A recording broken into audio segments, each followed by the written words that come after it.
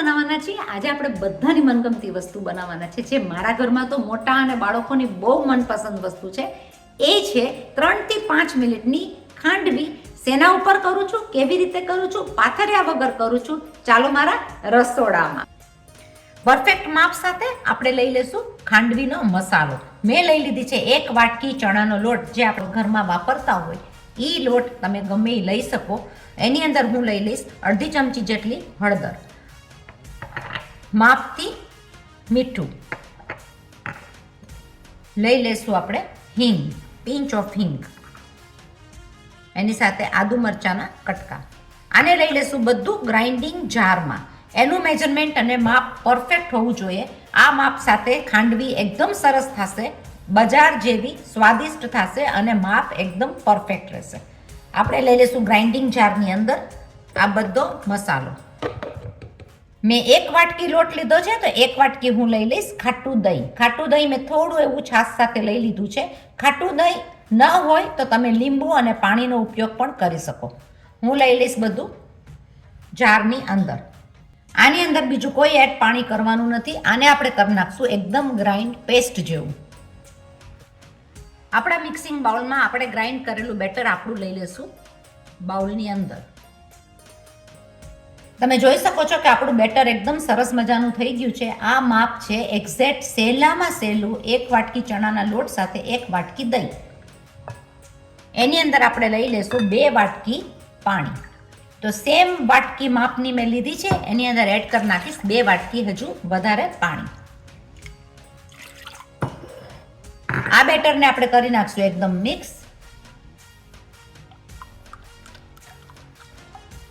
Mix થયેલા બેટરની consistency આવી જોશે, જે એકદમ જ બરાબર છે. આપણને જોઈએ છે આ પ્રમાણેનું બેટર. આ ખાંડવીમાં આપણે નથી લેવાની કોઈ ડીશમાં, કે નથી લેવાની કોઈ ફ્લોર ઉપર, કે નથી આપણે પાથરવાની ઝંઝટ, કે નથી આપણે ગેસની ઉપર ગરમ કરવા માટેનું બેટર જોવાનું. એકદમ સરસ રીતના આપણી ખાંડવી સરસ રીતના થઈ જશે તવીની અંદર. તો મેં મૂકી દીધી છે તવી ગરમ કરવા. જ્યાં સુધી આપણી તવી ગરમ થાય છે, કારણ કે તવી આપણને જોશે એકદમ ગરમ, તો મેં ગ્રીસિંગ કરી લીધું છે નોનસ્ટિકની કોઈ પણ તવી તમે લઈ શકો બેટર નાખવા માટે, ખાંડવી કરવા માટે. જ્યાં સુધીમાં તવી આપણી એકદમ ગરમ થાય છે ત્યાં સુધીમાં હું બેટરને લઈ લઈશ નોનસ્ટિકની અંદર. મેં લઈ લીધું છે બેટરને આ પ્રમાણે. આપણે મૂકી દઈશું એને ગરમ તવીની ઉપર. 3 મિનિટ જેવું રાખશું ગરમ તવીની ઉપર ઢાંકીને. તમે જોઈ શકો છો કે આપણે મૂકી દીધી છે ખાંડવીને તવી ઉપર થવા માટે. આપણે રાખશું 3 મિનિટ માટે.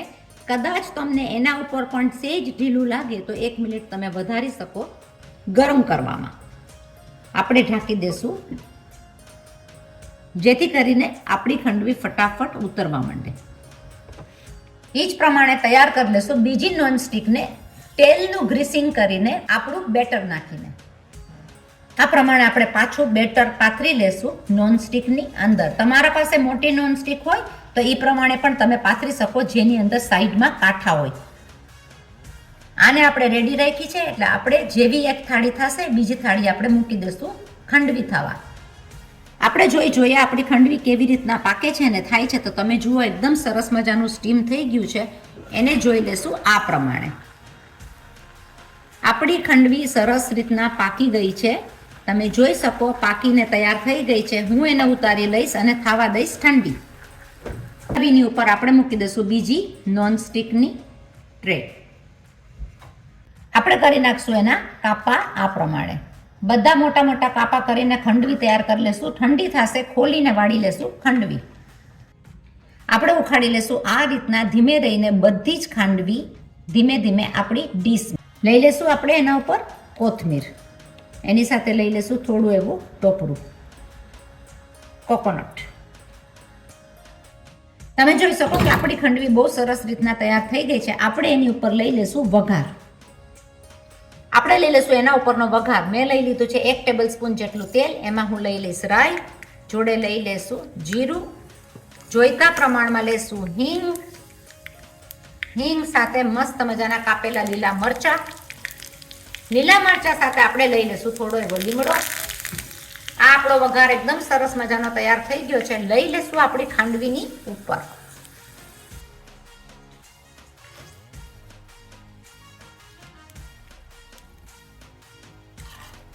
આપણે નાખી દઈશું સરસ મજાનો વઘાર ખાંડવીની ઉપર.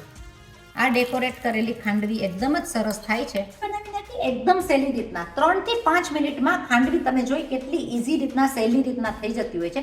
ગુજરાતની ખાંડવી બધાની મનગમતી હોય, મોટાઓથી લઈને નાનાઓથી માંડીને.